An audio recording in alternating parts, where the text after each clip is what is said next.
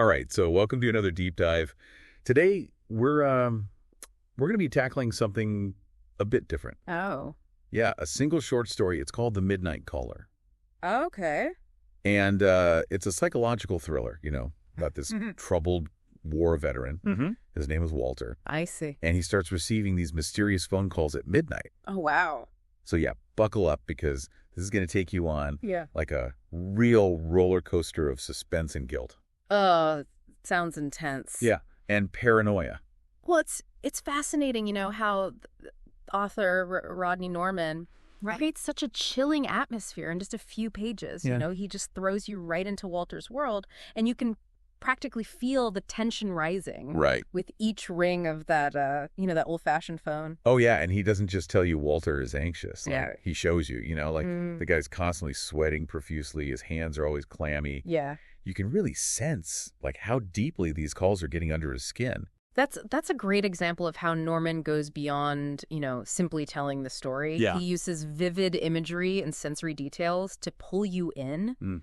Think about, the description of the phone itself. Upright and motionless, like a hooded cobra ready to strike. Ooh, that's a creepy image.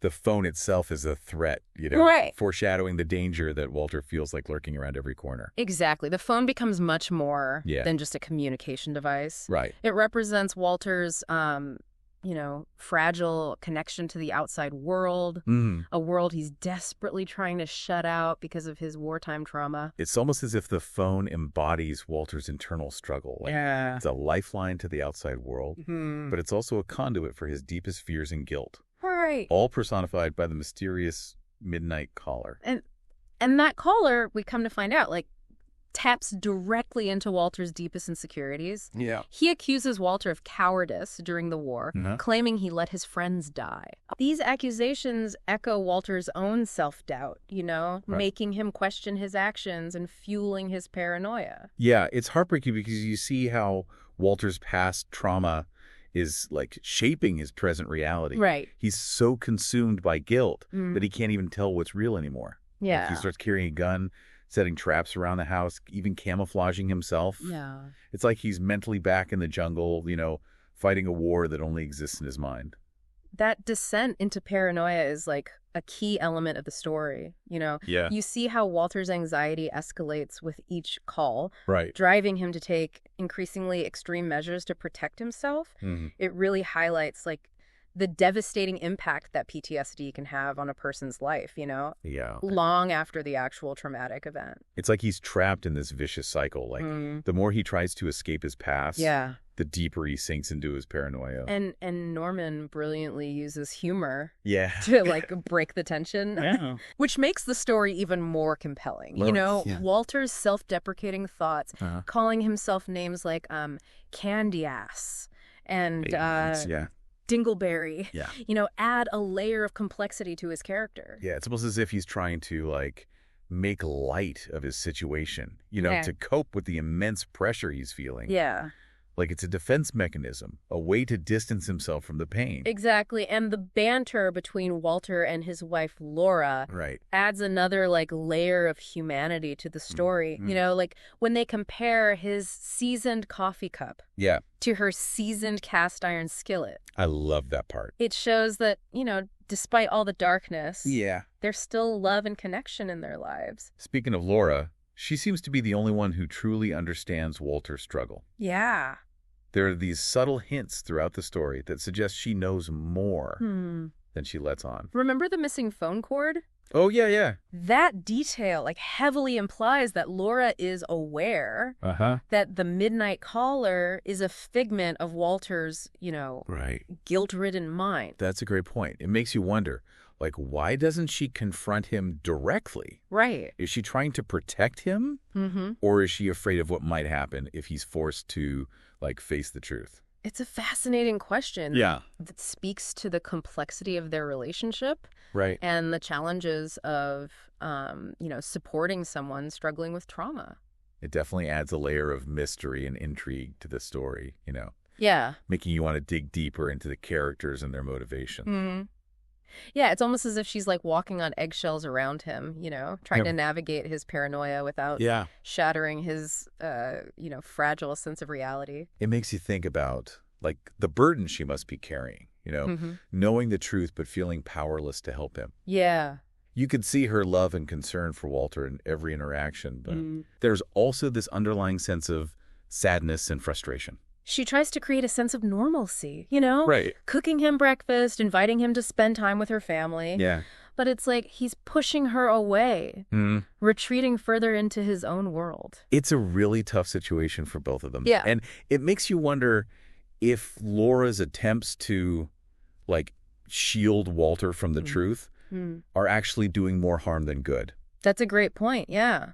By not confronting him directly, is she enabling his delusions? Right. Or is she giving him the space he needs to, work through his trauma on his own terms? These are tough questions, and the story doesn't offer any, like, easy answers, but it does force you to think about the complexities of, dealing with mental health issues. Yeah. Both for the individual who's struggling and for the people who love them. Absolutely. And it's interesting how Norman uses the setting to, like, mirror Walter's mental state. His house, which should be a place of safety and comfort, becomes a battleground in his mind. You're right. He boards up the windows, sets traps, and even describes his home as a bunker.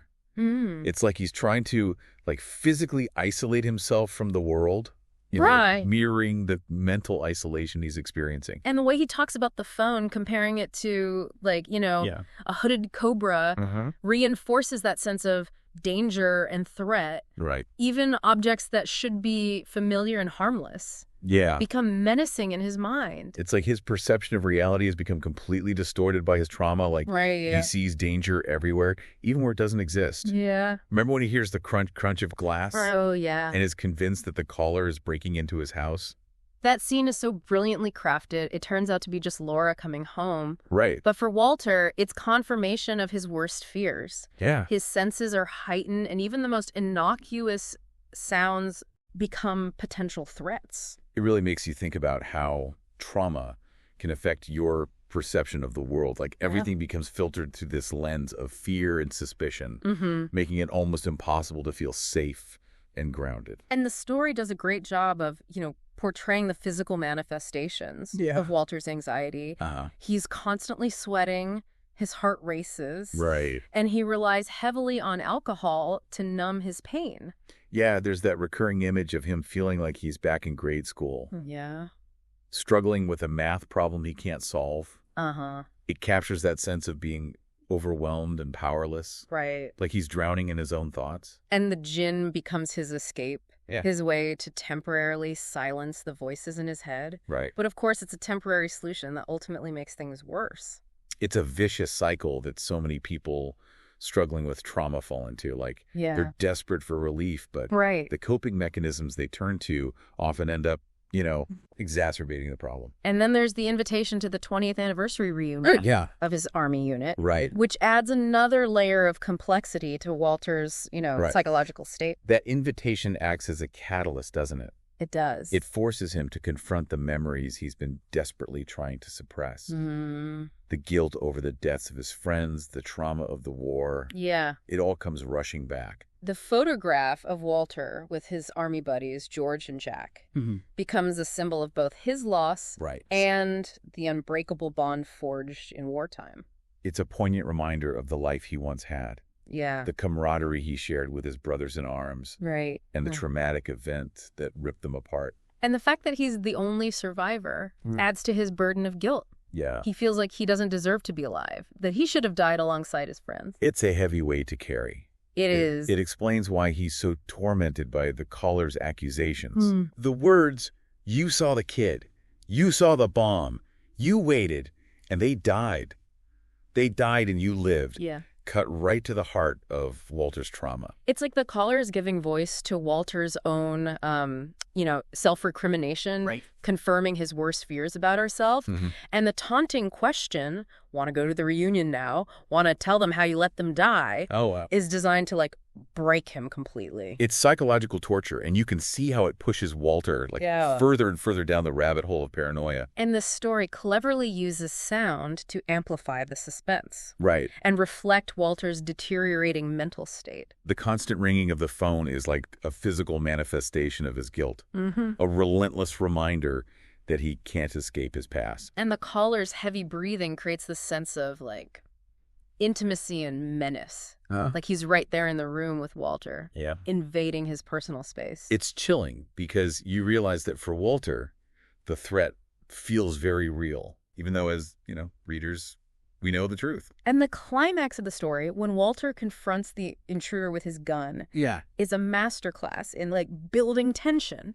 You're on the edge of your seat, waiting to see what will happen, knowing that Walter is on the verge of a complete breakdown. The scene is so expertly paced with short, clipped sentences that mirror Walter's racing thoughts and panicked breathing. And then that sudden flood of light when Laura enters, snapping Walter out of his delusion. Oh, yeah. It's both jarring and relieving. Right. A stark reminder that Walter's perception of reality has become dangerously skewed. He's completely lost touch with what's real and what's imagined. Right. And the final revelation that the phone cord is missing confirms what we've suspected all along. Right. The midnight caller is a figment of Walter's, guilt-ridden mind. It's a heartbreaking twist that highlights the devastating power of trauma and its ability to, warp our perception of the world. And it raises so many questions about Walter's future. Can he ever truly heal from this? Can he find a way to forgive himself and move on from his past? Yeah, it's almost like, Norman is asking us, the readers, to consider the same question Laura's grappling with.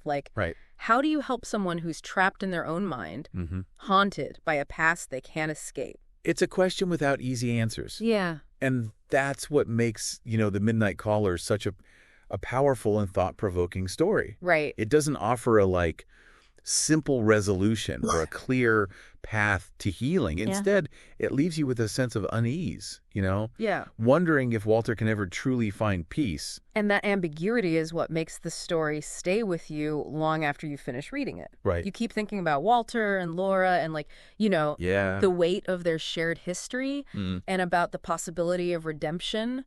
It's a testament to Norman's skill as a writer, That he can create such a complex and layered story in such a concise format. Yeah. Every detail, every word choice is, deliberate. Right. Adding depth and nuance to the narrative. One thing that really struck me was how Norman uses symbolism throughout the story. Oh, yeah. We've already talked about the phone right. as a representation of Walter's isolation and connection to his trauma. Mm-hmm. But there are other symbols at play, too. Like the hooded cobra imagery. Right, yeah. Which appears several times throughout the story. Yeah. It's not just, a description of the phone. It's a recurring motif that represents the danger Walter feels lurking beneath the surface. Mm-hmm. The threat, he believes, is constantly poised to strike. And the setting itself becomes symbolic. Yeah. Walter's house, which should be a sanctuary, transforms into a prison of his own making. Right. He barricades himself inside. Yeah. Creating a physical manifestation of the mental isolation he's experiencing. And the reunion invitation serves as a catalyst. Oh, yeah. Forcing Walter to, confront the ghosts of his past. Mm-hmm. It's a reminder of the life he lost. Right. The friends he left behind. Yeah. And the guilt he carries with him every day. All of these symbols work together to create a rich tapestry of meaning. They do. Adding layers of complexity to the story and, inviting you to dig deeper into the characters' motivations and the themes at play. It's like Norman is giving you the pieces of a puzzle. Yeah. And it's up to you, the reader, to assemble them and find your own interpretation of the story. Exactly. And that's what makes The Midnight Caller such a rewarding read. Mm-hmm. It's a story that demands your attention. Yeah. Challenges your assumptions. Right. And stays with you long after you've turned the final page.